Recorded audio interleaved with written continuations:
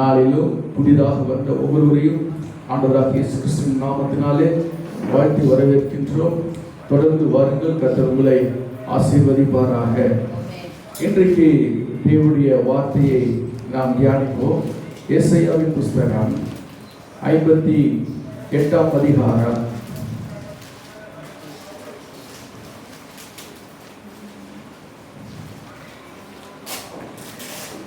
ஏசாயா 58:11வது வசனத்தை நாம் வாசிப்போம். கர்த்தர் நித்தமும் உன்னை நடத்தி மகா வறட்சியான காலங்களில் உன் ஆத்துமாவை திருப்தியாக்கி உன் எலும்புகளை இனமுள்ளதாக்குவார். நீ நீர்ப்பாய்ச்சலான தோட்டத்தை போலவும் வற்றாத நீரூற்றை போலவும் இருப்பாய். இந்த வசனத்தினுடைய கடைசி பாகத்தை நாம் தியானம் பண்ணுவோம். ஆண்டவருடைய வாக்கு சொல்கிறது, நீ நீர்ப்பாய்ச்சலான தோட்டத்தை போலவும் வற்றாத நீரூற்றை போலவும் இருப்பாய். ஆமென். சொல்லுங்க, நீங்க மனதில் கையை வச்சு நீங்க சொல்லுங்க, ஆண்டவரே, நான் நீர்ப்பாய்ச்சலான தோட்டத்தை போலவும் வற்றாத நீரூற்றை போலவும் இருப்பேன். அல்லேலூயா. வாயை திறந்து நீங்க சொன்னதான் இந்த வாக்குறுதி உங்க வாழ்க்கையில் நிறைவேறும். ஆண்டவரே, நான் நீர்ப்பாய்ச்சலான தோட்டத்தை போலவும் வற்றாத நீரூற்றை போலவும் இருப்பேன். அல்லேலூயா, அல்லேலூயா. இந்த வார்த்தை எதை குறிக்கிறது? நீர்ப்பாய்ச்சலான தோட்டம், வற்றாத நீரூற்று. இந்த குற்றால அருவியில் நீங்க பார்த்தீங்கன்னா, நல்ல மழை பெய்யும் போது அப்படியே தவதவதன்னு தண்ணி கொட்டும். சில நேரத்தில் போலீஸ்காரங்களாம் கூட குளிக்கிறபடிக்கு தடை பண்ணிடுவாங்க கடை. அங்கே நாங்கள் கூட போயிருக்கிறோம். அப்படியே அருவி அப்படியே வரும், கடையெல்லாம் வந்துடும் அப்படியே ஃபுல்லாக. கர்த்தருடைய பிரதான கேள்வி நிறைய முறை போயிருக்கு, குற்றாலத்துக்கு போயிருக்கு. ஆண்டவர் ஸ்தோத்திரம். ஊழியக்காரரோட விசுவாசிகளோடு இங்கே நான் போயிருக்கிறோம். ஒரு நல்ல ஒரு அருமையான இடம். ஆமென். இந்த நீரூற்றெல்லாம் ரொம்ப அருமையாக இருக்கும். அல்லேலூயா. ஆண்டவர் ஸ்தோத்திரம் உண்டாகட்டும். இங்கே ஆண்டவர் சொல்றாரு, நீ நீர்ப்பாய்ச்சலான தோட்டத்தை போலவும் வற்றாத நீரூற்று. அந்த அருவி கூட பாருங்க, இந்த வெயில் காலம் வரும்பொழுது அங்கே சொல்லுவாங்க, சீசன் இல்லை சார் அப்படின்னு சொல்லுவாங்க. சீசன் கிடையாது, தண்ணி இப்போ வராது அப்படின்னு சொல்லுவாங்க. பாருங்க, ஆண்டவருடைய வார்த்தை சொல்கிறது, மகா வறட்சியான காலங்களிலும் என்று ஆண்டவர் சொல்றார். வறட்சியான காலங்கள் வரும், செழிப்பான காலங்களும் வரும். ஆனால் அப்படிப்பட்ட நீரூற்று கூட சில நேரத்தில் அப்படியே ஸ்டாப் ஆயிடுது. ஆனால் இந்த நீரூற்று பார்த்தீங்கன்னா வற்றாத நீரூற்று. அந்த வற்றாத நீரூற்று இந்த உலகத்தில் வற்றாத ஒரு நீரூற்று. கர்த்தருக்கு ஸ்தோத்திரம். இந்த நயகரா ஃபால்ஸ் கேள்விப்பட்டிருப்பீங்க. அமெரிக்காவில் நயகரா பெரிய ஒரு ஃபால்ஸ். அதில் கயிறு கட்டுவாங்க, இந்த முனைக்கும் அந்த முனைக்கும். நயகரா ஃபால்ஸில் ஒருத்தர் நடந்து போவோம், நடந்து போய் இந்த பக்கம் வந்துடுவோம். அங்கே ஆடியன்ஸில் கூப்பிடுவோம், நீங்கள் யாராவது என் கூட வாங்க அப்படின்னு சொல்லி கூப்பிடுவோம். அதாவது ஒரு குழந்தைய கூப்பிட்டு, குழந்தைய கொடுங்க, நான் தோல்மலை சுமந்து அந்த பக்கம் போயிட்டு அந்த பக்கம் இந்த பக்கம் வந்துடுறேன் அப்படின்னு சொல்லி கூப்பிடுவாங்க. யாருமே கொடுக்க மாட்டாங்க. ஒரு முறை காமிச்சிட்டான். ஆனாலும் என்ன ஆகுது, அவங்களுக்குள்ள இன்னும் அந்த நம்பிக்கை வரல. புரியுதுங்களா? சரி, போவாங்களோ போக மாட்டாங்களோ அப்படின்ற ஒரு பயம். ஆண்டவருக்கு ஸ்தோத்திரம் உண்டாகட்டும். அப்படிப்பட்ட ஃபால்ஸ்லாம் கூட இந்த உலகத்திலே கர்த்தர் உண்டு பண்ணி வச்சிருக்கிறாங்க. ஆனால் இங்கே நீங்கள் பார்க்கும் பொழுது அது வற்றாத நீரூற்றை போல இருக்கும் என்று கர்த்தர் சொல்றார். இந்த வற்றாத நீரூற்று யார் அப்படின்னு கேட்டா நம்ம தான். வற்றாத நீரூற்று நம்ம தான். நீங்களும் நானும் தான் வற்றாத நீரூற்று. இந்த வற்றாத நீரூற்றை போல நீ இருப்பாய். எப்ப சொல்றாரு அப்படின்னு கேட்டா, மகா வறட்சியான காலம். மழையே இல்லாத காலம், மேகமே இல்லாத காலம், இப்படிப்பட்ட வற்றாத ஒரு வறட்சியான காலத்தில் கூட நீ ஒரு வற்றாத நீரூற்றை போல இருப்பாய், வளமிக்க நீர்ப்பாய்ச்சலான தோட்டத்தை போலவும் இருப்பாய். அல்லேலூயா. இந்த வசனம், இந்த வாக்குத்தத்தம் நமக்கு என்னை காண்பிக்கிறது என்று கேட்டால், எப்போதும் நீ மழையாக சரி வெயில் காலத்திலும் சரி நீ செழித்திருப்பாய். அல்லேலூயா. ஆண்டவருடைய வசனம் சொல்வது, நீ கர்த்தருக்குள்ள செழித்திருப்பாய். ஆமென். இந்த செழிப்பை குறித்து தான் இன்றைக்கு தேவனுடைய வார்த்தை 3 காரியங்களை நான் சொல்லி முடிக்கிறேன்.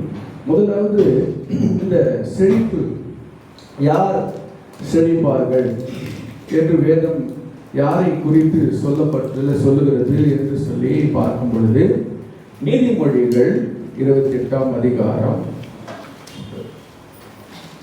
25வது வசனம். பெருநெஞ்சன் வழக்கை கொழுவுகிறான், கர்த்தரை நம்புகிறவனோ செழிப்பான். கர்த்தரை நம்புகிறவன் தான் செழிப்பான். இந்த தேவனை நம்பி வருகிறவர்களை கர்த்தர் செழிக்க செய்வார்.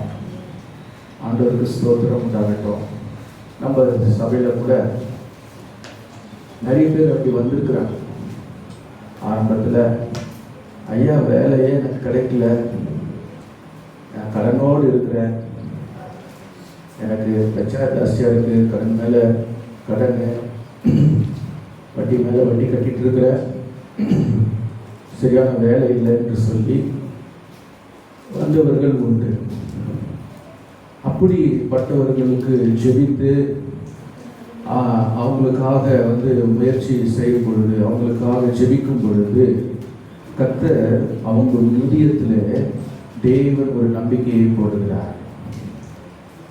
கர்த்தர் சொல்ல, அவங்க நம்பிக்கையை கர்த்தர் மேல நம்பிக்கை வைக்கிறதான ஒரு சூழலை கர்த்தர் ஏற்படுத்தி கர்த்தர் அவர்களை ஆசீர்வதிக்கிறார். அவருக்கு ஒரு நல்ல வேலை கிடைக்கிறார். கர்த்தருக்கு ஸ்தோத்திரம் உண்டாகட்டும். சாட்சியாக கர்த்தர் கொண்டு வந்து நிறுத்தியிருக்கிறார் இடத்துல.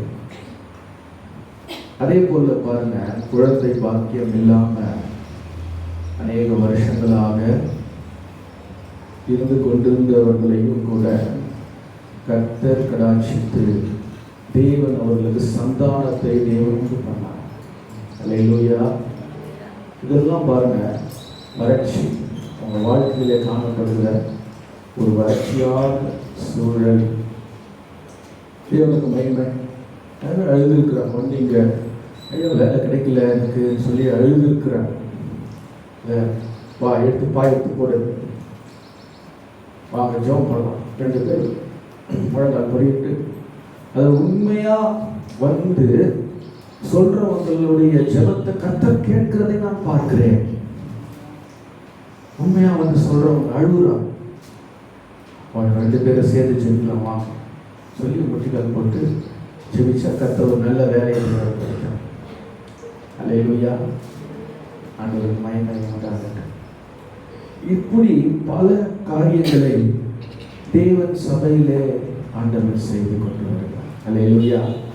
ஆண்டவர் சொல்றேன், ரட்சிக்கப்படாத கணவனையா இன்னும் ரட்சிக்கப்படலை அப்படின்னு சொல்லி அழுகிறவர்களுக்கு கர்த்தர் ஒரு ரட்சிப்பை தேவன் தருகிறார். ஐயா என்னுடைய கணவன் குடியை விடவே இல்லை, குடியில் இருக்கிற எவ்வளவு சொன்னாலும் கேட்கலையா அப்படின்னு சொல்லி அழுது உண்மையாய் கர்த்தரத்திலே வந்தவர்களை கர்த்தர் கைவிடவில்லை. அல்லேலூயா. ஆண்டவருக்கு மகிமை உண்டாகட்டும். பாருங்க, கர்த்தரை நம்புகிறவனோ செழிப்பான். ஆண்டவருடைய வார்த்தை இப்படி சொல்லு. அவர்கள் வாழ்க்கையிலே ஒரு செழிப்பை தேவன் கட்டளையிடுகிறார். தேவனுக்கு மகிமை உண்டாவதாக.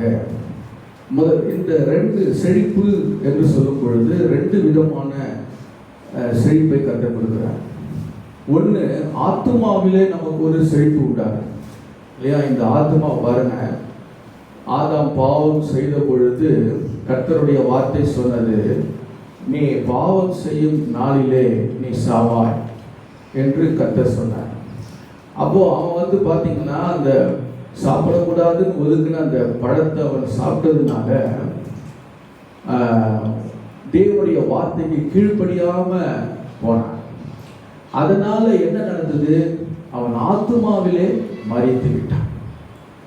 ஆத்துமாவிலே ஒரு மரணம் ஏற்பட்டது. அப்போ சரீரத்தில் இல்லை, ஆத்துமாவில் டெட், மரித்து போயிட்டான். சரிங்களா? ஆத்துமா செத்து போச்சு அவனுக்குள்ள. கர்த்தருக்கு ஸ்தோத்திரம்.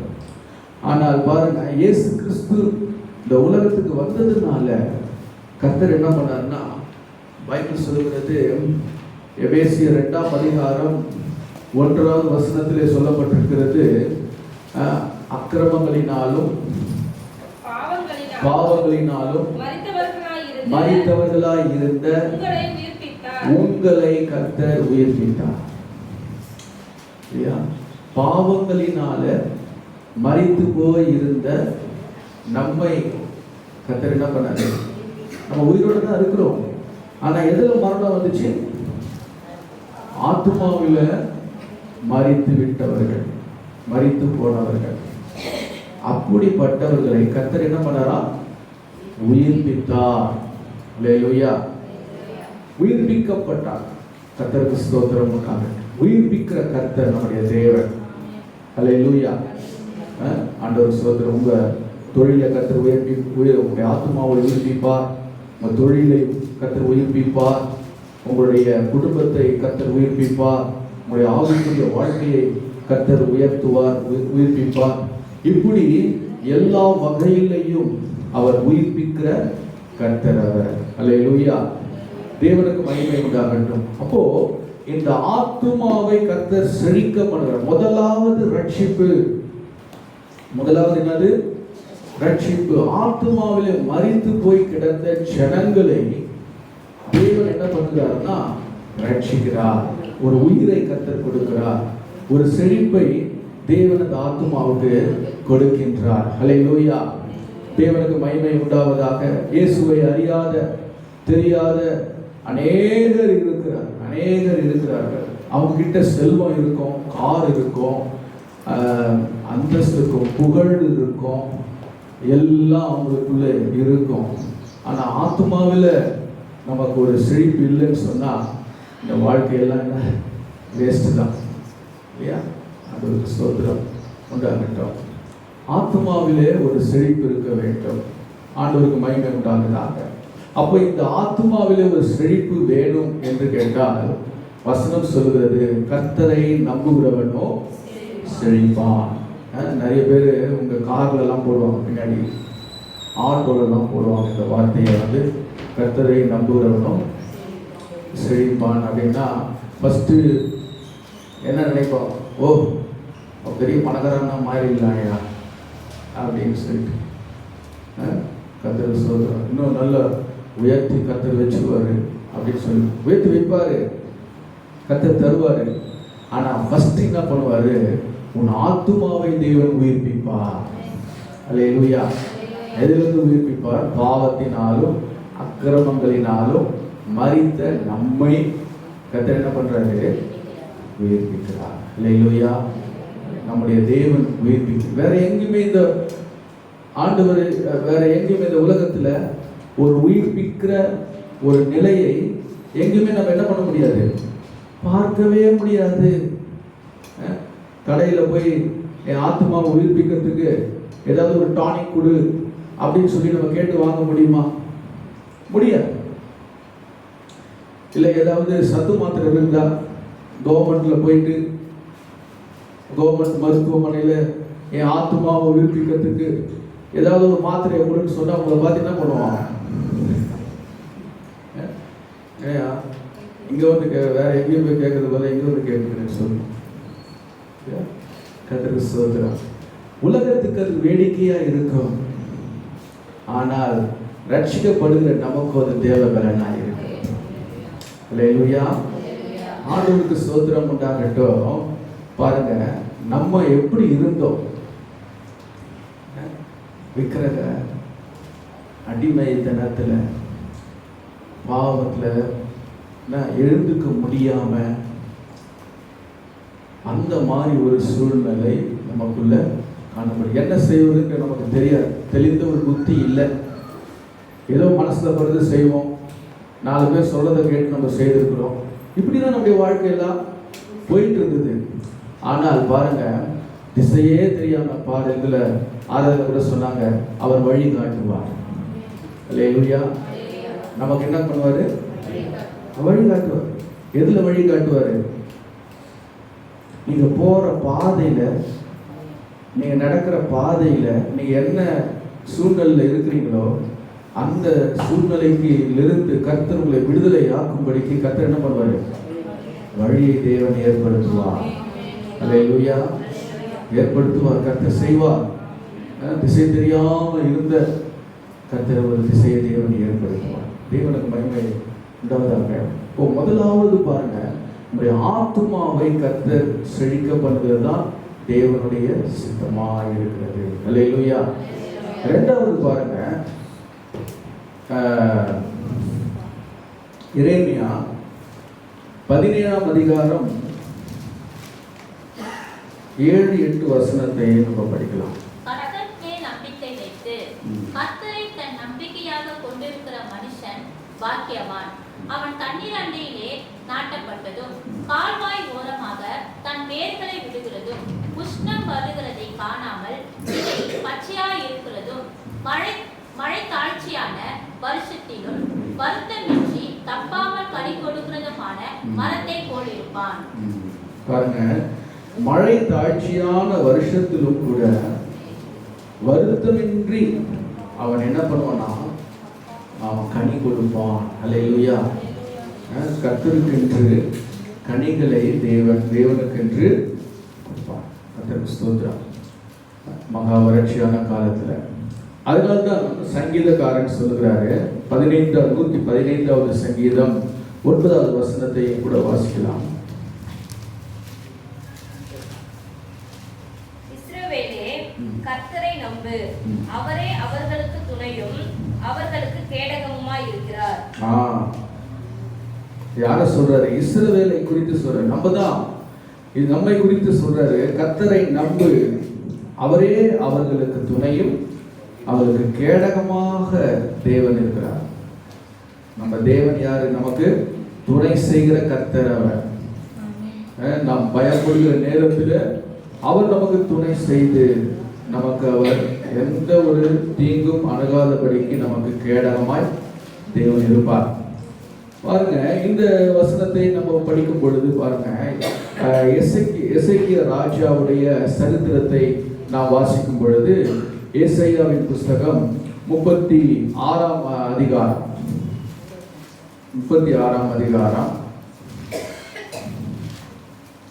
5வது வசனத்தை நம்ம வாசிப்போம். அப்பொழுது யுத்தத்துக்கு மந்திர ஆலோசனையும் வல்லமையும் உண்டென்று சொல்லுகிறாயே, அது வாய்ப்பேச்சே அன்றி வேறல்ல. நீ என்னை விரோதிக்கும்படி யார் மேல் நம்பிக்கை வைத்திருக்கிறாய்? இப்போ அசீரியா ராஜாவாகிய சனகரிப்பு ஒரு சேலஞ்சை விடுறாரு. என்ன அப்படின்னா, எசேக்கியா ராஜாவுக்கு, நீ என்னை விரோதிக்கும்படி யார் மேல் நம்பிக்கை வைத்திருக்கிறாய் என்று ஒரு சேலஞ்ச் இந்த அசீரிய ராஜா சொல்லி அனுப்புகிறான். நீ என்னை விரோதிக்கும்படி யார் மேல் நம்பிக்கை வைத்திருக்கிறார் என்று கேட்கிறான். கேட்டுட்டு அவன் கீழே என்ன சொல்றான் பாருங்க, 6வது வசனத்தையும் படிங்க. இதோ தெரிந்த நாணல் கோடாகிய அந்த எகிப்தை நம்புகிறாய், அதின்மேல் ஒருவன் சாய்ந்தால் அது அவன் உள்ளங்கையில் பட்டுருவி போம். எகிப்தின் ராஜாவாகிய பார்வோன் தன்னை நம்புகிற யாவருக்கும் அப்படியே இருப்பான். இப்போ அந்த எகிப்தை வந்துட்டு தோற்கடிச்சு இன்னும் அநேக தேசங்களை தோற்கடித்து அவன் சர்வ அதிகாரம் படைத்தவனாக இந்த அசீரிய ராஜா இருக்கிறான். அப்போ அந்த ராஜா கேட்கிறான், நீ எகிப்தை வந்துட்டு நம்புகிறாய், அது மேல சாய்ந்தால் அவன் உள்ளங்கையில் பட்டுவிப்போம். எகிப்தின் ராஜாவை பார்வோன் நம்புகிற யாவருக்கும் அவன் அப்படியே இருப்பான் அப்படின்னு சொல்லி அவன் இருதயத்தை பலவீனப்படுத்தும்படிக்கு அவனுடைய வார்த்தைகள் காணப்பட்டது. அப்படிப்பட்ட ஒரு சூழல். சர்வ அதிகாரம் படைத்தவன் இந்த எசேக்கியா ராஜா கிட்ட வந்து சொல்லும்போது சொல்றான், நீ கர்த்தரை நம்புகிறது என்ன, அது வேஸ்ட், விட்டுடு, நீ என்ன நம்பு அப்படின்னு சொல்லி சொல்லுவேன். ஏசாயா 36:5.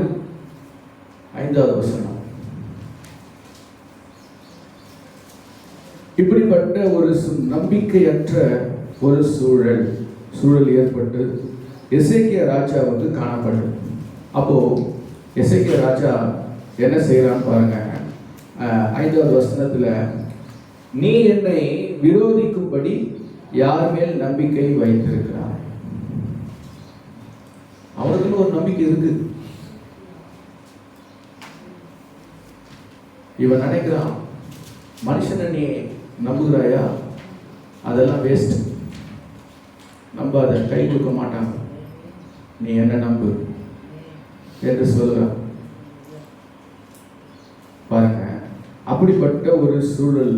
மனுஷனை நம்பும்படியான வார்த்தைகளை அவன் பேசினாலும் எசேக்கியா ராஜா யார் மேல நம்பிக்கை வைத்திருக்கிறான்னு கேட்டா, நீங்க அதே அதிகாரத்துல 21 வாசிப்போம். அவர்களோ அவனுக்கு ஒரு வார்த்தையையும் பிரதியுத்தரமாக சொல்லாமல் மௌனமாயிருந்தார்கள். அவனுக்கு மறு உத்தரவு சொல்ல வேண்டாம் என்று ராஜா கட்டளையிட்டிருந்தான். இப்போ எசேக்கியா ராஜாவை விட்டுட்டு ஜனங்க கிட்ட வந்துட்டு பேசலாம். நீங்க நம்பிக்கையை விடுறதை விட்டுடுங்க, கர்த்தர் மேல வைக்கிற நம்பிக்கையை நீங்க விட்டுடுங்க, எங்க மேல நம்பிக்கையா இருங்கன்னு சொல்லிட்டு ஜனங்க கிட்ட பேசுறான். ஆனா அதற்கு ராஜா என்ன பண்றான்னா, அவர்களோ அவனுக்கு ஒரு வார்த்தையும் பிரதியுத்தரமாக சொல்லாமல் மௌனமாய் இருந்தார்கள். அல்லேலூயா. ஜனங்க என்ன பண்ணாங்க? ஒரு வார்த்தையும் அவங்க கிட்ட சொல்லவே இல்லை, மௌனமா இருந்தாங்க. காரணம் என்ன அப்படின்னு கேட்டா, இந்த எசேக்கியா ராஜா அவளை பார்த்து சொல்லியிருக்கிறான், அவனுக்கு மறு உத்தரவு சொல்ல வேண்டாம் என்று ராஜா என்ன பண்ணான்? கட்டளையிட்டான். அல்லேலூயா. கட்டளையிட்டான். ஏன்? காரணம் என்ன அப்படின்னு கேட்டா, அவன் தன் தேவன் மேல நம்பிக்கை வைத்திருக்கிறான். அல்லேலூயா. நீங்க இந்த அசீரிய ராஜாவை குறிச்சு நீங்க வந்து ஒரு முறை நான் வேத பாடத்தை நான் எழுதுவேன். இந்த அசீரிய ராஜா சாதாரணமாக நம்ம படிச்சுட்டு போயிடுறோம். ஆனா இன்றைக்கு எப்படி அமெரிக்கா இருக்குது, சர்வாதிகாரம் படைத்திருக்குது, அந்த மாதிரி அந்த காலத்துல இந்த அசீரிய ராஜா சர்வாதிகாரம் படைத்தவனா இருந்தான். ரொம்ப செழிப்பு. ஃபர்ஸ்ட் எகிப்து இருந்தது. இந்த எகிப்தையும் கூட தோற்கடித்து இந்த அசீரிய ராஜா உயர்ந்தான். பல நாடுகளை அவன் கேப்சர் பண்ணான், குடிச்சான், சர்வாதிகாரம் படைச்சான். அப்படி இருக்கும்போது தான் இந்த யூதாவை அவன் நோக்கும்படிக்கு அவன் வரான். அந்த சூழ்நிலையில இந்த எசேக்கியா ராஜா என்ன சொல்றாருன்னு கேட்டீங்கன்னா, அவன் வார்த்தைக்கு ஒன்று நீங்க என்ன பண்ண வேண்டாம், செவி சாய்க்க வேண்டாம், மௌனமாயிருங்க. அல்லேலூயா. அல்லேலூயா. கர்த்தர் சொல்றான். பாருங்க, அவன் கர்த்தர் மேல் தன் நம்பிக்கை வைத்ததுனால இந்த சர்வாதிகாரம் படைத்த இந்த ராஜாவுக்கு அவன் என்ன செய்யல? பயப்படவே இல்லை. அவன் பயப்படவே இல்லை, நம்பிக்கை வைத்தான். அதனால இந்த எசேக்கியா ராஜா கர்த்தருடைய ஆலயத்திலே வந்து அவன் எழுதின லெட்டரை கொண்டு வந்து தேவனுடைய ஆலயத்திலே ஆண்டவருக்கு முன்பாக வாசித்து காண்பிக்கிறான். அந்த வசனங்களை பாருங்க. 14:37 நாம் வாசிப்போம். எசேக்கியா ஸ்தானாதிபதிகளின் கையில் இருந்த நிருபத்தை வாங்கி வாசித்தான். பின்பு எசேக்கியா கர்த்தருடைய ஆலயத்திற்கு போய் அதை கர்த்தருக்கு முன்பாக விரித்து கர்த்தரை நோக்கி, சேனைகளின் கர்த்தாவே. அங்க பாருங்களேன், அந்த கர்த்தரை நோக்கி அந்த வார்த்தை மட்டும் அந்த 15வது அதுக்கு இன்னும் ஒரு வசனத்தை கொடுத்துருக்காரு. எனக்கு அந்த லைன் ரொம்ப பிடிச்சது. கர்த்தரை நோக்கி அந்த 15வது வசனத்தை மாத்திரம் கர்த்தரை நோக்கி அப்படின்னா என்ன அர்த்தம் அப்படின்னு கேட்டா அதுல ஏதோ ஒரு விசேஷம் இருக்குது. ஆமென், அல்லேலூயா. அந்த ஒரே வசனம் மற்றதெல்லாம் பெரிய பெரிய வசனமா இருக்குது. இந்த 15வது வசனம் மட்டும் பார்த்தீங்கன்னா 2 வார்த்தை தான் போட்டிருக்கு. அந்த 2 வார்த்தை மிகவும் பலனுள்ளதா இருக்கிறது. அல்லேலூயா. இன்றைக்கு ஆராதனைக்கு வந்திருக்கிற உங்களோடு கர்த்தர் பேசுகிறாரு. உங்க பிரச்சனைக்கு முடிவு, உங்க பிரச்சனைக்கு முடிவு, உங்களுடைய தேடுதலுக்கு ஒரு முடிவு என்னன்னு கேட்டா இந்த 15வது வசனம் தான். கர்த்தரை நோக்கி, கர்த்தரை நோக்கி, அவன் கர்த்தரை நோக்கி, சேனைகளின் கர்த்தாவே, கேருபின் மத்தியில் வாசம் பண்ணுகிற இஸ்ரவேலின் தேவனே என்று சொல்லி துதியோடு அந்த ஜெபத்தை இந்த எசேக்கியா ஏறெடுக்கிறார். நாம கூட ஜெபிக்கும் பொழுது கர்த்தரை முதல்ல துதிச்சு அவருடைய மகத்துவத்தை சொல்லணும். இங்க என்ன மகத்துவம் சொல்றாரு? அவரு கேருபீன்களின் மத்தியிலே வாசம் பண்ணுகிற, அவர் எங்கே வாசம் பண்ணுகிறாரு? கர்த்தர் எங்க இருக்கிறாரா? கேருபீன்களின் மத்தியிலே. கேருபீன்கள் சொன்னா 2 இந்த சிங்காசனத்துக்கு 2 பக்கத்துல, வலது இடது பக்கத்துல 2 பெரிய தூதர்கள் போல இருப்பாங்க. சட்டைகளை விரித்து, அவங்களுக்கு மொத்தம் எத்தனை சட்டை இருக்கு? கேருபீன்களுக்கு எத்தனை சட்டை? சட்டை என்னன்னு தெரியுமா?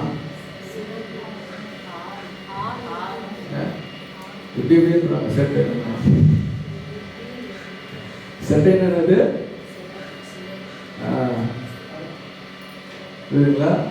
பறக்கக்கூடிய கழுகு 2 சட்டைகள் இருக்கு இல்லையா? அந்த மாதிரி இந்த கேருபீன்களுக்கு எத்தனை சட்டை இருக்கு? எத்தனை சட்டை இருக்கு கேருபீன்களுக்கு?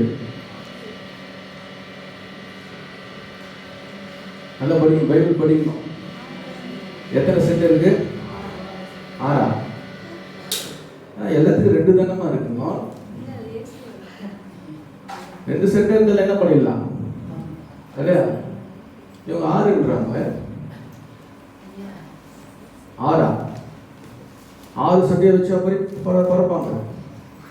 நமக்கு 2 கை இருக்குது. எத்தனை சட்டை இருக்குதான்? வாசிங்க. ஏசாயா 6ஆம் அதிகாரம்.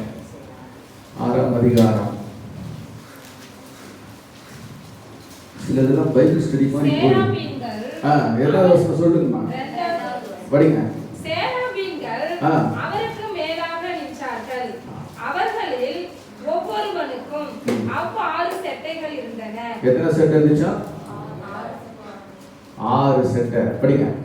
அவனவன் 2 சட்டைகளால் தன் தன் முகத்தை மூடி, 2 சட்டைகளால் தன் தன் கால்களை மூடி, 2 சட்டைகளால் பறந்து. போதும். மொத்தம் எத்தனை சட்டை? ஏன் 6 சட்டையை கர்த்தர் கொடுத்தாரு? யோசிக்கல. ஏன் 6 சட்டையை கொடுத்தாரு? 2 சட்டைனால என்ன பண்ணாங்க? 2 கண்ணையும் மூடிட்டாங்க. ஏன் கண்ணை மூடிட்டாங்க? பார்க்கக்கூடாதுன்னு சொல்லிட்டாங்க. ஏன் கண்ணை மூடினாங்க? இதுல என்ன பண்றது? 3வது வசனம் படிங்க. ஒருவரை ஒருவர் நோக்கி, சேனைகளின் கர்த்தர் பரிசுத்தர், பரிசுத்தர், பரிசுத்தர், பூமி அனைத்தும் அவருடைய மகிமையால் நிறைந்திருக்கிறது என்று கூப்பிட்டு சொன்னார்கள். இந்த பரிசுத்தமுள்ள இந்த தேவனை அவர்கள் தரிசிக்க கூடாதபடிக்கு, பார்க்க கூடாதபடி கண்களை என்ன பண்ணாங்க?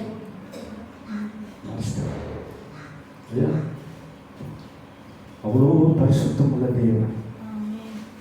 தூதர்கள் கூட பார்க்கல பாருங்க. மனுஷன் சொல்லுவான், நீ கடவுளை பார்த்தியா? சும்மா சாதாரணமா கேட்கிறாரு. இன்னமும் கடவுளோட ரொம்ப பழக்கம் மாதிரி டெய்லியும் போய் பேசுற நீ கடவுளை பார்த்தியா அப்படின்னு. கடவுளை யாரும் பார்க்க முடியாது. ஏன்னா அவர் பரிசுத்தம் உள்ளது. பரிசுத்தத்திலே வாசம் பண்ணுகிற கர்த்தர். தேவனை பார்த்து உயிரோடு இருந்த ஒருத்தரும் இல்லை. எப்போ ஆண்டவரை பார்க்க முடியும் அப்படின்னு கேட்டா, நாம பரிசுத்தம் ஆக்கப்படும் பொழுதுதான் தேவனை என்ன பண்ண முடியும், பார்க்க முடியும். வசனம் அப்படியே சொல்லுகிறது, பரிசுத்தம் இல்லாமல் தேவனை தரிசிப்பது கூடாத. அதுக்காக தான் கர்த்தர் சபைக்குள்ள தேவன் நம்மளை கொண்டு வரார். ஆண்டவருடைய வாழ்க்கையில் சில உபத்திரவங்களை அனுமதிக்கிறார். காரணம் என்னன்னு கேட்டா, நம்முடைய கழிவுகளை கர்த்தர் அகற்றுகிறார். இந்த மாம்ச சிந்தைகளை கர்த்தர் அகற்றுகிறார். நம்முடைய இருதயத்தினுடைய தவறான நோக்குதலை கர்த்தர் அகற்றுகிறார். வேதம் சொல்லுகிறது, அழிந்து போகிற அக்கினி வெள்ளியை சுத்தமாக்குகிறது போல அழியாத அந்த அக்னியினால கர்த்தர் என்ன பண்றாராம், நம்முடைய விசுவாசத்தை என்ன பண்ணுகிறாரு, சோதிக்கிறார். அல்லேலூயா. மனுஷகுமாரன் வரும் பொழுது பூமியிலே விசுவாசம் உண்டு என்று காண்பாரோ. இல்லைங்களா? அப்போ இந்த விசுவாசத்தை துவக்குகிறவாகிய இந்த தேவன் கடைசி வரையிலும் அவருக்குள்ள விசுவாசித்து இருக்கிறவர்கள் என்ன பண்ணப்படுவாங்க, அவருடைய வருகையிலே எடுத்துக் கொள்ளப்படுவார். அதுதான் தேவன் அழைச்சிட்டு வர, சபைக்கு அழைச்சிட்டு வர, பைபிளை நமக்கு கையில கொடுத்திருக்கிறார். காரணம் என்ன, அவரை போல நம்ம மாற, அவரை போல நாளுக்கு நாள். வேதம் சொல்லுகிறது 2 கொரிந்தியர் 3ஆம் அதிகாரம் கடைசி வசனம் சொல்லப்பட்டிருக்கிறது. படிக்கிறத 2 கொரிந்தியர் 3ஆம் அதிகாரம் லாஸ்ட் வேர்ட்.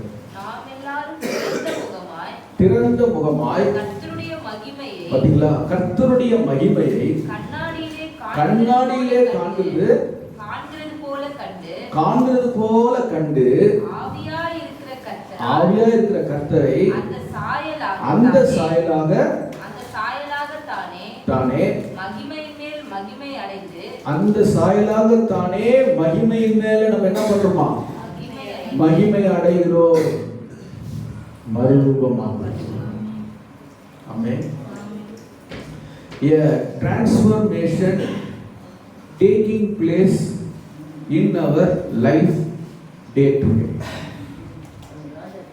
ஒவ்வொரு நாளும் ஒரு மறுரூப அனுபவத்துக்குள்ள நம்ம போய் கொண்டிருக்கிறோம். தெரியுதா? எத்தனை பேர் நீங்க அதை விசுவாசிக்கிறீங்க? எத்தனை பேருக்கு தெரியுமோ தெரியாது. இன்னைக்கு நீங்க நல்லா கேட்டுங்க.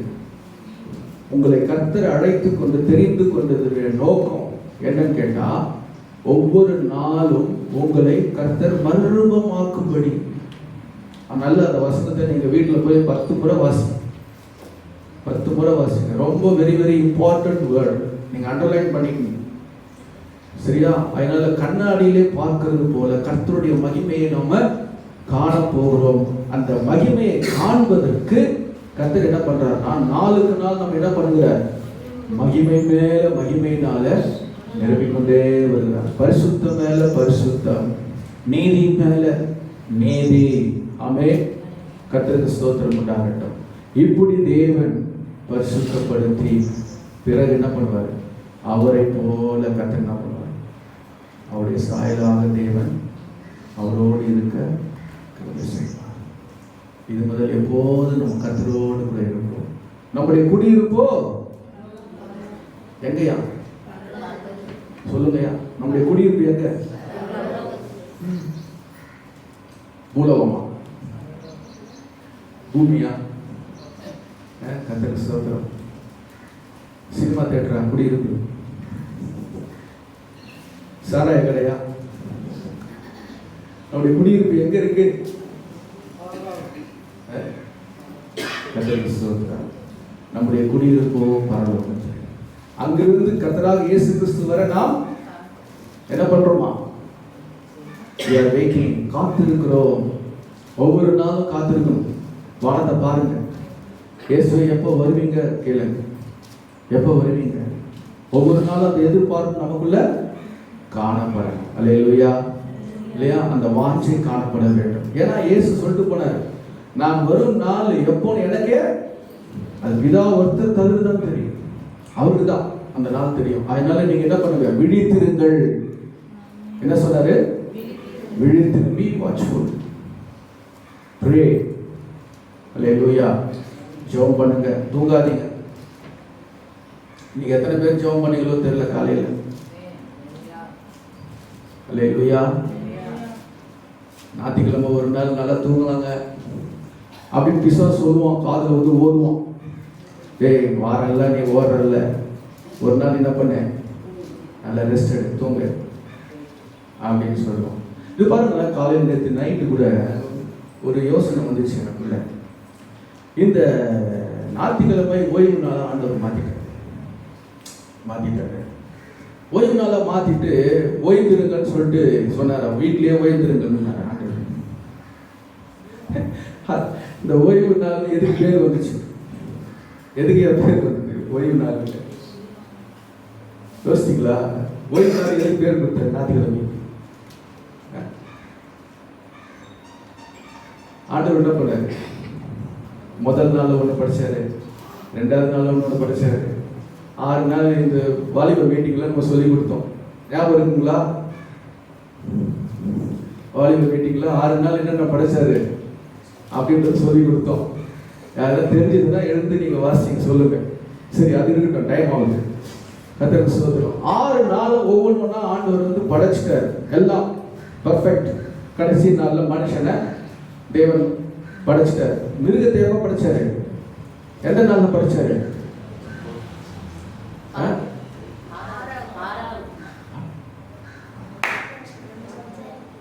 பாயிண்ட முடிச்சிட்டாங்க. 6வது நாள்ல மனுஷனை படைச்சாரு. மனுஷனையும் மிருகத்தையும் சேர்த்து தான் படைக்கிறாரு. நீ பைபிள் படிச்சு பாருங்க. சில பேர் நிறைய நேரத்தில் நான் கூட நினைச்சிருக்கேன், 5ஆவது நாள்ல படைச்சிருக்கேன், மிருகங்களை படைச்சிருக்காரு அப்படின்னு சொல்லி. மிருகங்களை எதனால படைச்சாரு தெரியுமா? மனுஷனை மறுநாள் படைச்சாரு. மிருகத்தை எதனால படைச்சாரு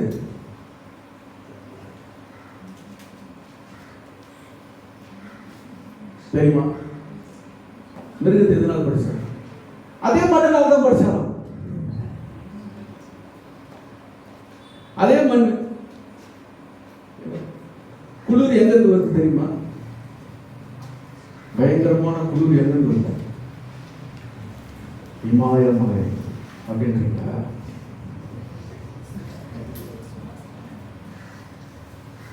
இல்ல, தேவனுடைய சுவாசத்திலிருந்து அந்த குளிர் வருது.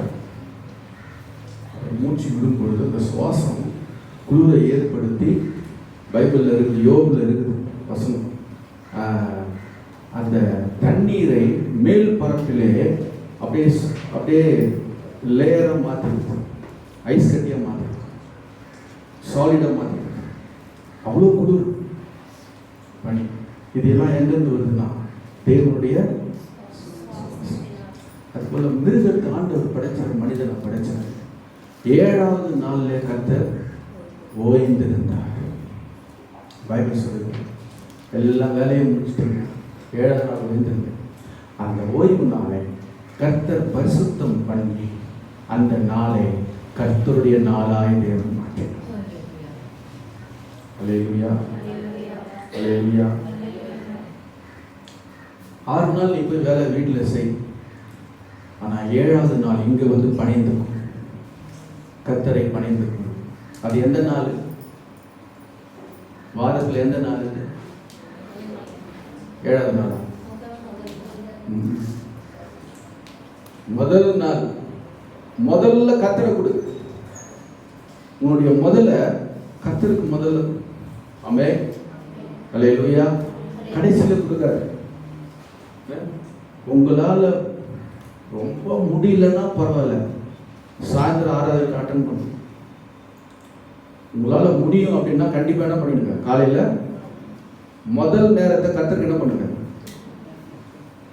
ஆமென், ஆமென். இந்த முதல்ல தான் கர்த்தர் அதிகமாக விரும்புவார்.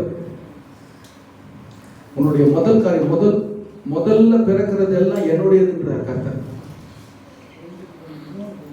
முதல்ல ஃபர்ஸ்ட், த டே ஃபர்ஸ்ட் கர்த்தருக்கு ஸ்தோத்திரம், கர்த்தருக்கு படும். ஆமென். தேவனுக்கு மகிமை உண்டாகட்டும். அப்போ கர்த்தர் உன் தலையை தேவன் உயர்த்துவார். நீ தேவனுடைய வார்த்தைக்கு கீழ்ப்படியும் பொழுது கர்த்தர் என்ன பண்ணுவாரு? உன்னை உயர்த்துவார். ஆமென். தேவனுக்கு மகிமை உண்டாகட்டும். பாருங்க, இந்த எசேக்கியா ராஜா இந்த 37ஆம் அதிகாரத்துக்கு வாங்க. எசேக்கியா 37 16வது வசனம் படிங்க. சேனைகளின் கர்த்தாவே, கேருபீன்களின் மத்தியில் வாசம் பண்ணுகிற இஸ்ரவேலின் தேவனே, நீர் ஒருவரே பூமியில் ராஜ்யங்களுக்கெல்லாம் தேவனானவர். நீர் வானத்தையும் பூமியையும் உண்டாக்கினீர். இப்படி துதியோடு அவன் விண்ணப்பத்தை ஏறெடுத்த பொழுது கர்த்தர் என்ன செய்தார் அப்படின்னு கேட்டா,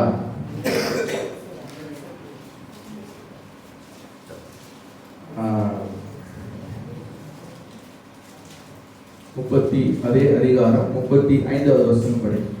என் நிமித்தமும் என் தாசனாகிய தாவீதின் நிமித்தமும் நான் இந்த நகரத்தை ரட்சிக்கும்படிக்கு இதற்கு ஆதரவா இருப்பேன் என்பதை கர்த்தர் உரைக்கிறார் என்று சொல்லி அனுப்பினான். என்ன செய்தார்? கர்த்தர் ஆதரவா இருப்பார். கர்த்தர் உனக்கு ஆதரவா இருப்பார். நீ சத்துருக்களை கண்டு நீ பயப்பட வேண்டிய அவசியம் இல்லை. அவன் எவ்வளவு பெரிய ஆளா இருக்கு, நீ பயப்பட வேண்டிய அவசியம் இல்லை. கர்த்தர் சொல்றாரு, நீ என் மேல நம்பிக்கை வச்சல்ல, நான் உனக்கு ஆதரவா இருப்பேன். அல்லேலூயா. கர்த்தர் என்ன நடந்தது அப்படின்னு கேட்டா, கர்த்தர் சொல்றாரு 37 படிங்க. அப்பொழுது அசீரிய ராஜாவாகிய 7 படிங்க. 37 இதோ அவன் ஒரு செய்தியை கேட்டு தன் தேசத்துக்கு திரும்புவதற்கான ஆவியை நான் அவனுக்குள் அனுப்பி. போதும். சூப்பரா இருக்கு இந்த வார்த்தை, சூப்பரா இருக்கு. அவன் என்ன பண்ணுவான்னா, இந்த அசீரிய ராஜா என்ன பண்ணுவான்னா, ஒரு செய்தியை கேட்பானா, கேட்ட உடனே நான் என்ன பண்ணுவேன்னா அவனுடைய ஆவியை திரும்பி போகும்படிக்கு அவனுக்குள்ள அனுப்புவேன். அல்லேலூயா. சத்துருக்குள்ளேயும் கத்தர்கிரியை செய்வார், சத்துருடைய ஆத்மாவிலையும் கத்தர்கிரியை செய்வார்.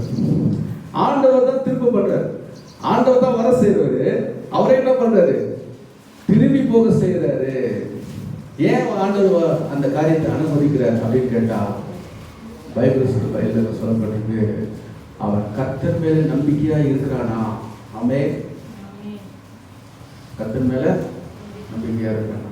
பவுல் கூட சொல்லுவாரு, படகுல போகும் பொழுது காற்று அடிக்குது, நாங்கள் தப்பி பிழைப்போம் என்ற நம்பிக்கை எங்களுக்குள்ள அற்று போயிற்று. அப்படிப்பட்ட சூழ்நிலையிலையும் அவர் எங்களை என்ன பண்ணாரு? தப்பி பிழைக்கும்படிக்கு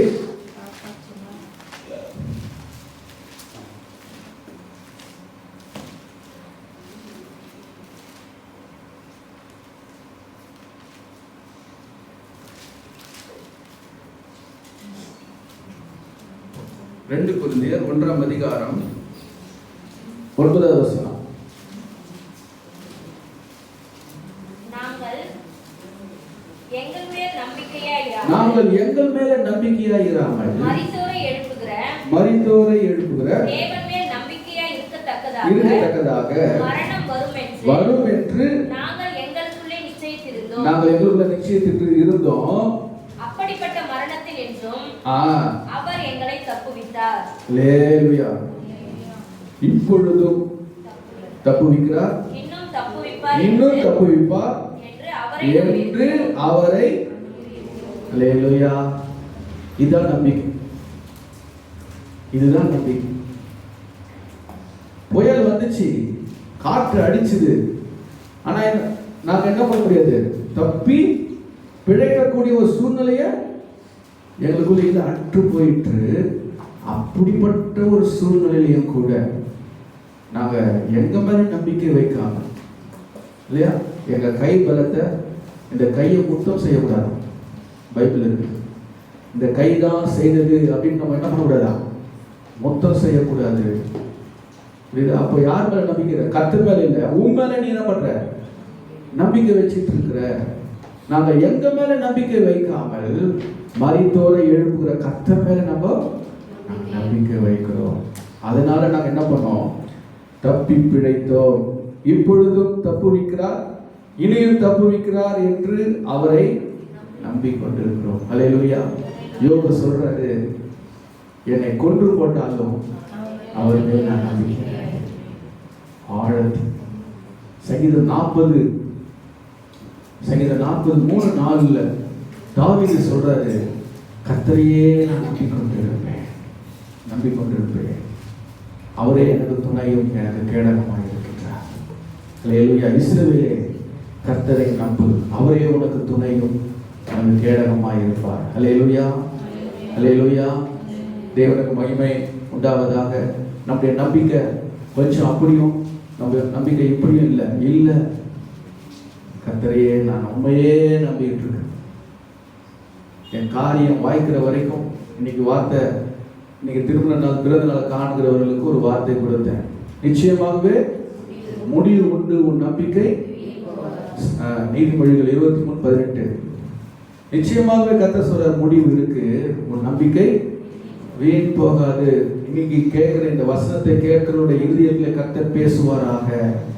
உங்க இருதயத்துக்குள்ள இந்த வார்த்தைகள் ஊடுருவி பாய்வதாக. இயேசுவின் நாமத்தினாலே அவிசுவாசங்கள் எல்லாம் மறைவதாக. எல்லா அவநம்பிக்கைகள் எல்லாம், பிசாசு கொண்டு வருகிற எல்லா அவநம்பிக்கைகள் நிர்மூலமாக்கப்படுவதாக. இன்றைக்கு கர்த்தருடைய வார்த்தை வருகிறது. இஸ்ரவேலே, நீ கர்த்தரை நம்பு, அவரே உனக்கு துணையும். ஆமென். அழகா சொல்றார் பவுல், இனிமேலும் நாங்கள் அவர் மேல் நம்பிக்கையா இருப்போம். எனக்கு அவர் தான்ப்பா, எனக்கு அவர் தான். அவரை நம்பினவங்க யாரும் வெட்கப்பட்டு. சரி, அடுத்த செழிப்பு. கர்த்தரை நம்புகிறவனோ செழிப்பான். சங்கீதம் 1ஆம் சங்கீதம் 3வது வசனத்தை நம்ம படிக்கலாம். அவன் நீர்க்கால்களின் ஓரமாய் நடப்பட்டு தன் காலத்தில் தன் கனியை தந்து இலைகளாய் இருக்கிற மரத்தை போலிருப்பான். அவன் செய்வதெல்லாம் வாய்க்கும். ஓ, செய்வதெல்லாம் வாய்க்குமா? நீங்க செய்யறதெல்லாம், நீங்க படிக்கிறீங்களா? வாய்க்கும். எக்ஸாம் எழுதுறீங்களா? வாய்க்கும். +2வா? வாய்க்கும். நீங்க படிச்சு மேற்படிப்பு போகணும்னு நினைக்கிறீங்களா? நல்ல வேலை கிடைக்கணும்? வாய்க்கும். வேலையில் ப்ரமோஷன்? ஓகே. கர்த்தர் என்ன பண்ணுவாரு? உன் காரியத்தை வாய்க்க செய்வார். யாருக்கு கர்த்தர் வாய்க்க செய்கிறார்? வேதம் சொல்வது, அவன் நீர்க்காலில் ஓரமாய் நடப்பட்டு தன் காலத்திலே தன் கனியை இலையுதிராது இருக்கிற மரம்.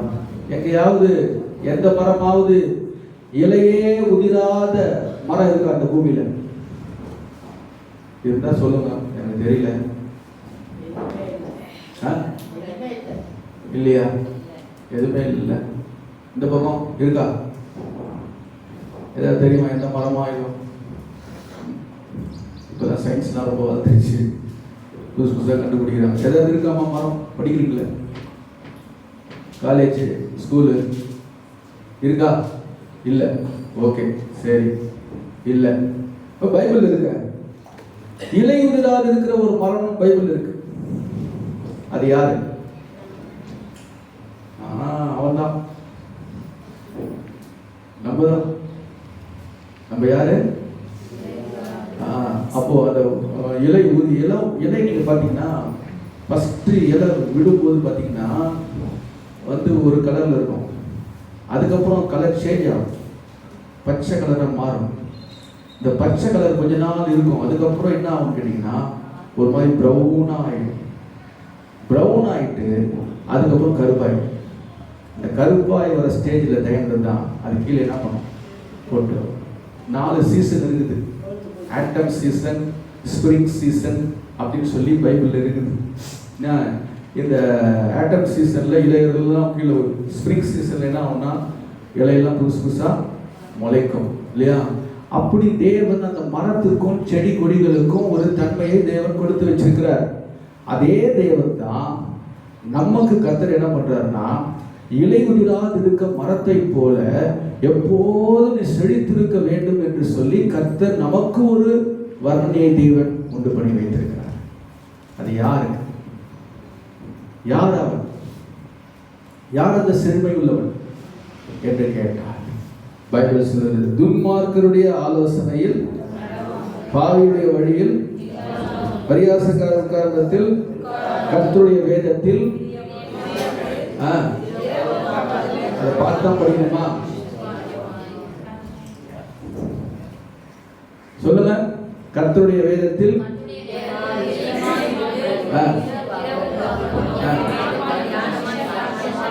இரவும் பகலும் ஒரு வேதத்தில் தியானமா இருக்கிற மனுஷன் அப்படி சொல்லிட்டு தான் ஆரம்பிக்கிறார் இந்த இடத்துல.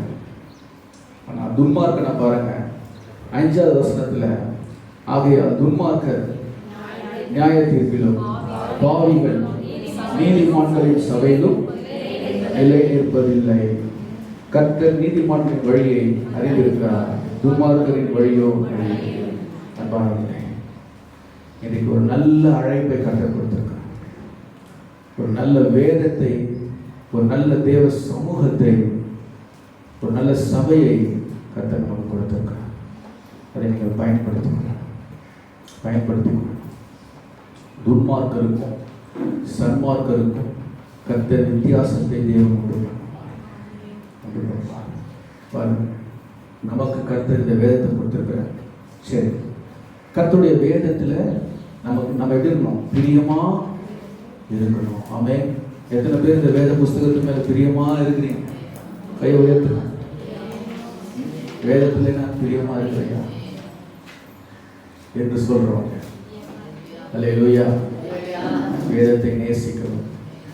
அது கூட ஆராதனையில பாஸ்டர்மா சொன்னாங்க, ஞானத்தை கர்த்தர் கொடுப்பார்.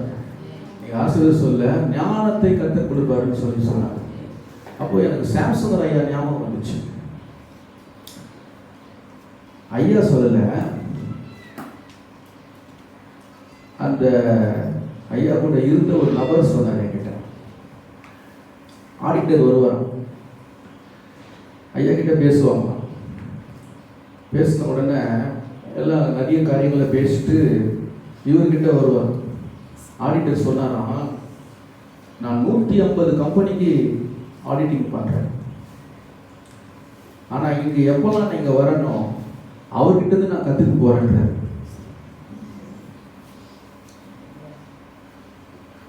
எத்தனை பேர் புரிஞ்சுது? 150 கம்பெனில நான் ஆடிட்டிங் பண்றேங்க. அவ்வளவு பேருக்கு நான் ஆலோசனை சொல்லிட்டு இருக்கிறேன். ஆனா பாஸ்டர் கிட்ட நான் வரும்போது அவர்கிட்ட இருந்து நான் கத்துக்கு போறேன்னு சொல்றேன்.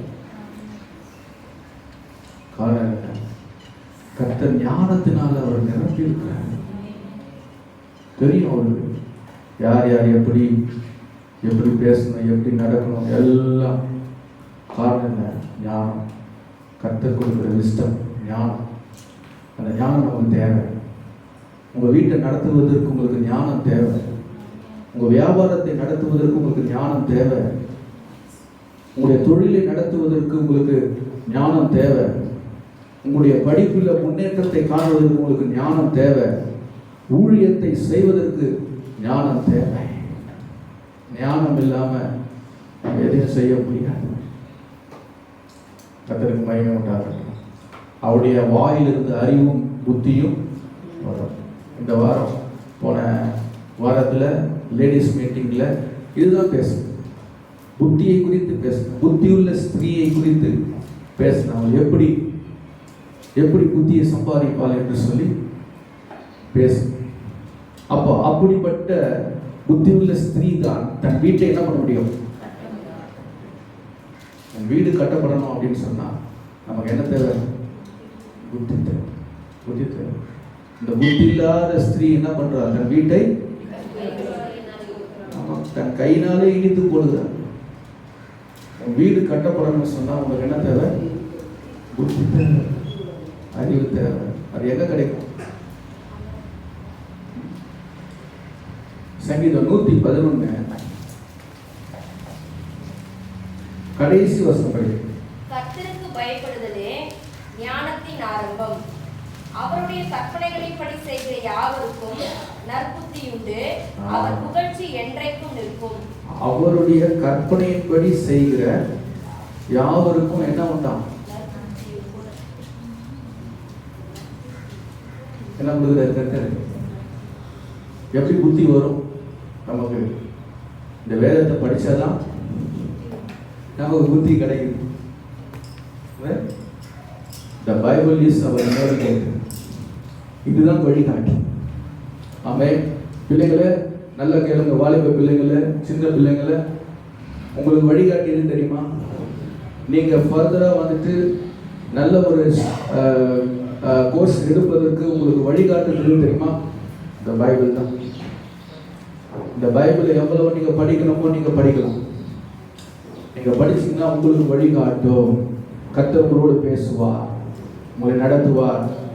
புத்தி உள்ள ஸ்திரீக்கு கர்த்தர் இந்த வேதத்திலிருந்து பேசுவார். இந்த வேதத்தை படிங்க.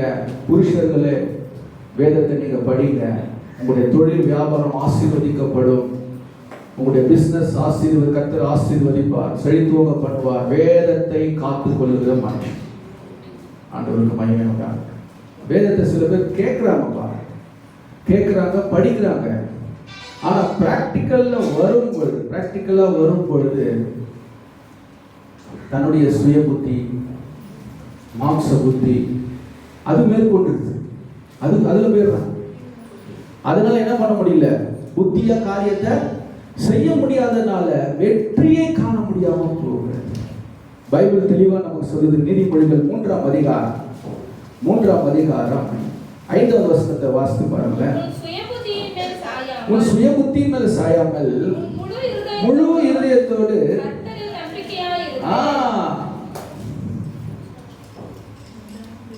ஆராதனை படிங்க. உன் வழிகள் எல்லாம் நீ அவரை நினைச்சுக்கோ, அவர் உன் பாதையை கர்த்தர் செவ்வாய்ப்படுத்துவார். மறந்துடுறாங்க. வேதத்தை மறக்க கூடாது. வேதத்தை பண்ணக்கூடாது.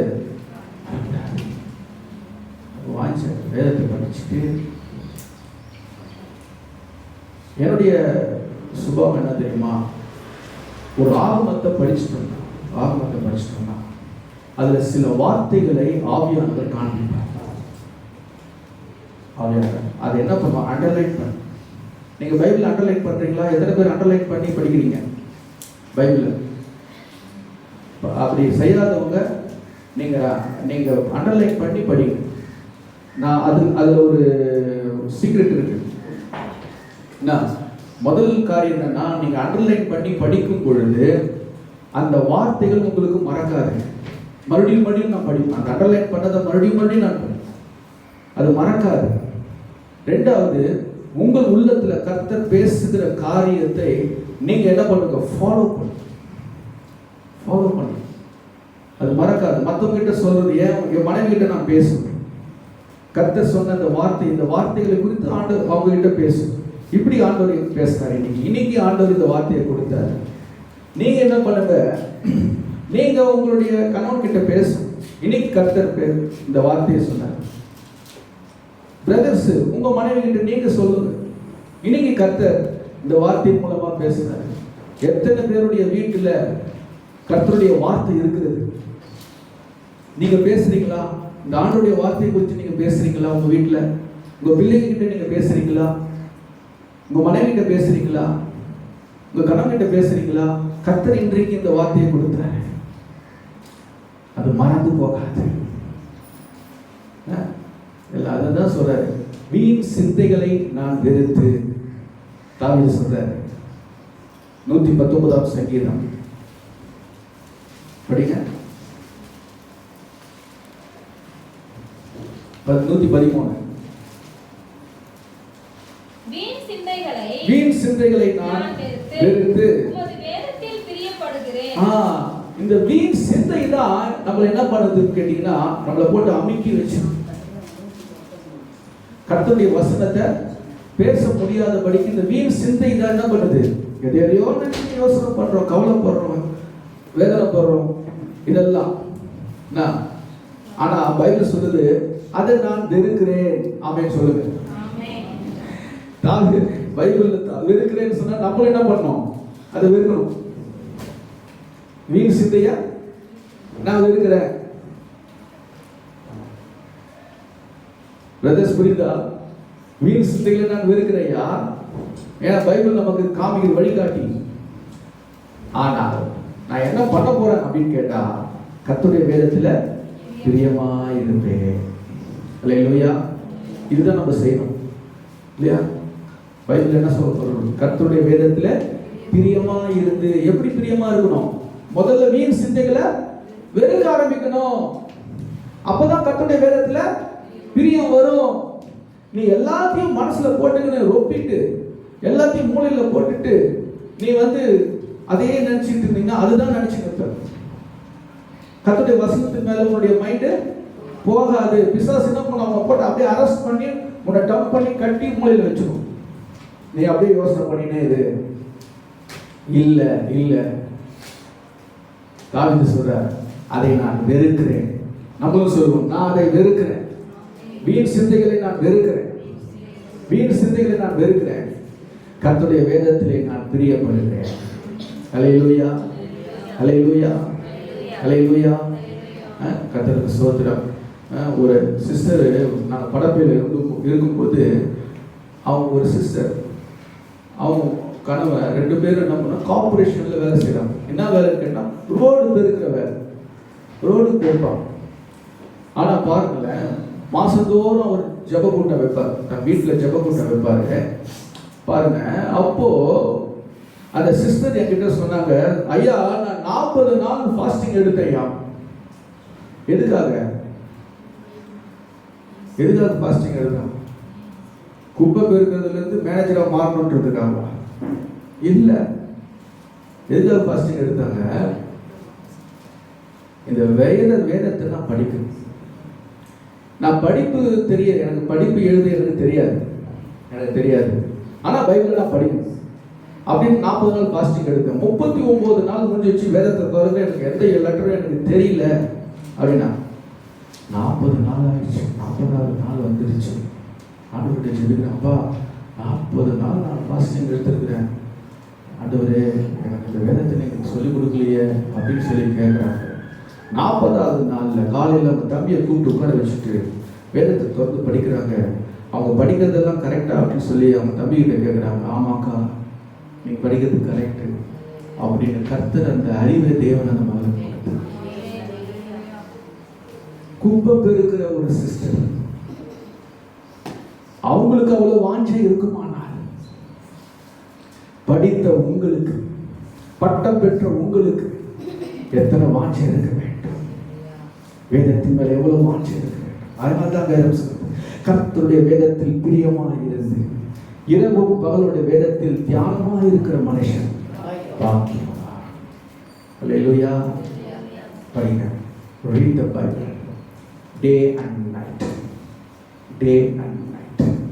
சும்மா கொஞ்சம் அப்படியே படிச்சுட்டு, நானும் படித்தேன், இந்த பாட புஸ்தகம் படிச்சுட்டேன். எங்கள் அம்மா டேய் படிச்சியா அப்படின்னு, படிச்சிட்டேன், அவ்வளோதான்.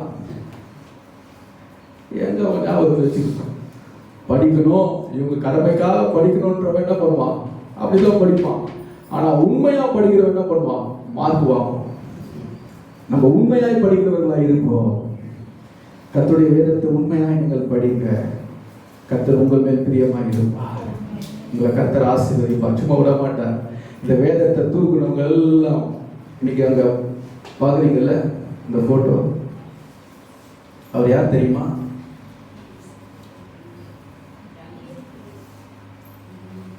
பாஸ்டர்மா சொல்ல முடியாது, அதான் கேலண்டர் தான். இந்த கேலண்டர்ல போட்டிருக்கிறவர் யார்? பிரதர்ஸ், அவர் யார்? அவரு குட். வில்லியம் கேரி என்ன பண்ணார் தெரியுமா? 40 லாங்குவேஜஸ்ல அவர் கல்கட்டாவுக்கு வந்தார். கல்கட்டாவில் நம்ம இந்திய நாட்டினுடைய 40 மொழியை கற்றுக்கிட்டு 40 மொழியில வேதாகமத்தை மொழிபெயர்த்தார். 2வது, நிறைய ஸ்கூல்ஸ், நிறைய காலேஜஸ் உண்டு பண்ணிட்டாங்க. மூணாவது அவர் உண்டு பண்ணி வச்சது தான் ஸ்ரீராம்பூர் யூனிவர்சிட்டி பைபிள் காலேஜ், பெரிய காலேஜ். அந்த மாதிரி கர்த்தருக்காக அவ்வளோ வைராக்கியம் பாராட்டினார் வில்லியம். அவருடைய வாக்கு பார்த்தீங்களா, பெரிய காரியங்களை செய்வோம், பெரிய காரியங்களை எதிர்பார்ப்போம்.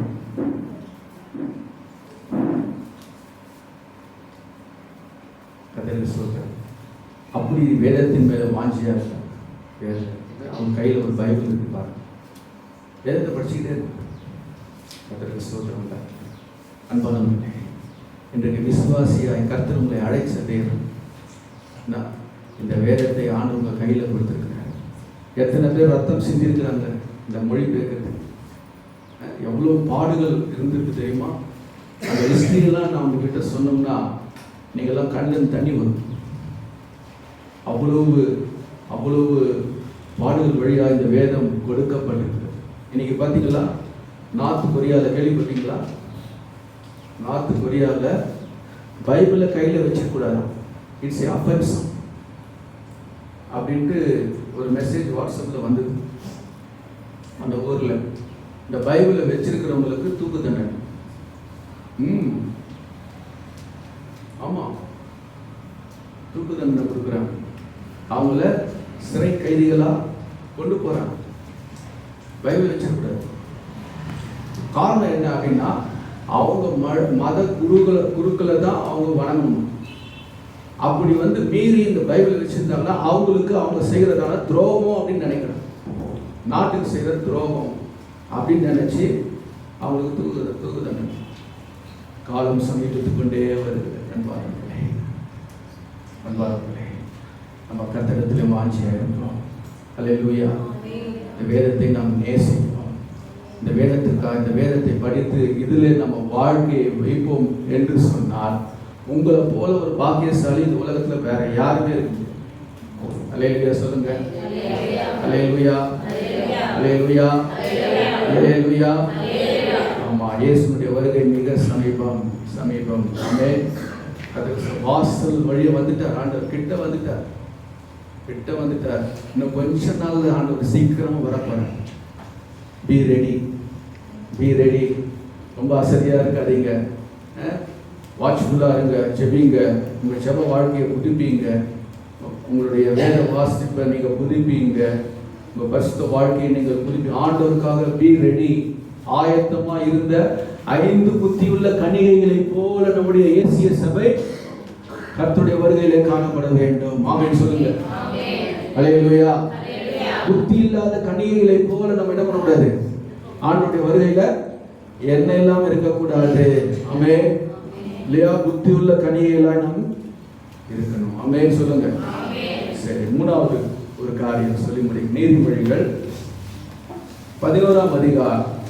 யார் செழிப்பா அப்படின்னா 11ஆம் அதிகாரம் 25வது வசனம். உதாரண குணமுள்ள ஆத்துமா செழிக்கும். எவன் தண்ணீர் பாய்ச்சுகிறானோ அவனுக்கு தண்ணீர் பாய்ச்சப்படும். உதார குணம் உள்ள ஆத்துமா செழிக்கும். கர்த்தருக்கு ஸ்தோத்திரம். கர்த்தருக்காக கொடுக்கிற ஆத்துமாக்கள் என்ன பண்ணுமா? ஆமா, ஆத்துமாவில் ஒரு செழிப்பு. ஃபர்ஸ்ட் என்ன செழிப்பு? எப்படி ஃபர்ஸ்ட் ஒரு செழிப்பு என்னது?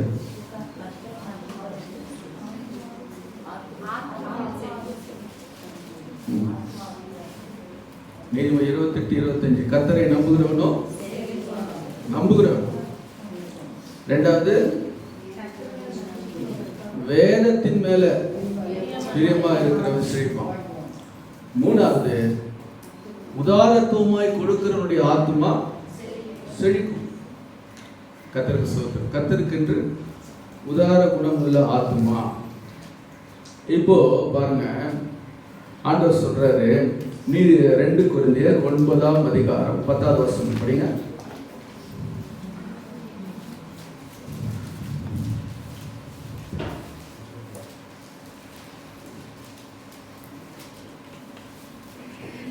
விதைக்கிறவனுக்கு விதையையும் புசிக்கிறதற்கு ஆகாரத்தையும் அளிக்கிறவர் உங்களுக்கு விதையை அளித்து அதை பெருக பண்ணி உங்கள் நீதியின் விளைச்சலை வர்த்திக்க செய்வார். ஆமென். என்ன சொல்றாரு? இன்னொரு முறை படிங்க. அதை விதைக்கிறவனுக்கு விதையையும் புசிக்கிறதற்கு ஆகாரத்தையும் அளிக்கிறவர் உங்களுக்கு விதையை அளித்து அதை பெருக பண்ணி உங்கள் நீதியின் விளைச்சலை வர்த்திக்க செய்வார். விதைக்கிறவனுக்கு விதையை கர்த்தர் கொடுக்கிறார். யார் விதைக்கிறானோ அவனுக்கு கர்த்தர் கொடுப்பார். புசிக்கிறதற்கு ஆகாரத்தை கர்த்தர் கொடுப்பார். இல்லையா? உங்க வீட்டுல தரித்திரம் வராது.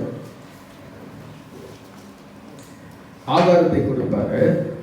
அழைக்கிற விதையை அழித்து அதை என்ன பண்ணுவாரு? பெருக செய்வார்.